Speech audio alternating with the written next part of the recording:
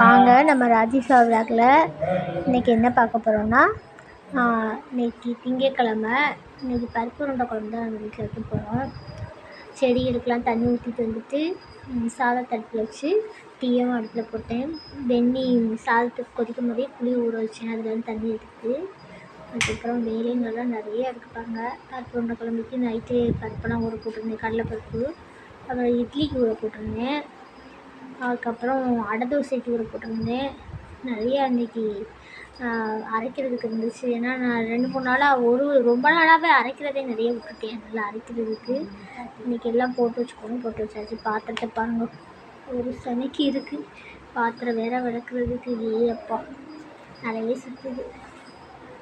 அப்புறம் அடைக்கிற மாவு அரைக்க போட்டுட்டேன். ஏன்னா இதை முதல்ல அரைச்சாதான் நம்ம அடை தோசை ஊற்றணும் அப்படின்ட்டு.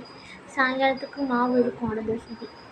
மதியானத்துக்கு இந்த கொஞ்சோண்டு மாவு நேற்று பிசைஞ்சு வச்சு அதிகமாக பூரி பொருள் வச்சுருந்தேன். அதுக்கப்புறம் இன்றைக்கி பருப்பு உருண்டை குழம்பு, முட்டை கிரேவி, வேறு என்ன கூட்டு வச்சோம், பாசிப்பயிறு கூட்டு. அவ்வளோதாங்க. எல்லாத்தையும் கூட்டு விட்டு முடிச்சுட்டு ஒதுக்கியாச்சு. பெரும் பாத்திரங்களுக்கெலாம் பாருங்கள் இவ்வளோ பாத்திரம் கிடக்குங்க. எப்படி தேய்ச்சி எப்படி எடுக்க போகிறேன்னு தெரியல, பயமாக இருக்குது. அதனால் ஒரு வேலையாக எல்லாத்தையும் ரெடி பண்ணி எடுத்துகிட்டு நைட்டு அடை தோசையே ஊற்றுறது வந்தாச்சு. நைட் ஆகுதே. இப்படி தாங்க இவ்வளோ வேலை பார்க்குறதுக்காக மணி 8 ஆகிருக்கு. நைட்டு சாப்பாடு கொடுக்கும்போது 9 மணி ஆகிருக்கு. இதுக்கான என்னோடய வேலைகள்லாம் இப்போ இருக்குங்க. எப்போயுமே இவ்வளோ தான் இருக்கும். ஓகேங்க.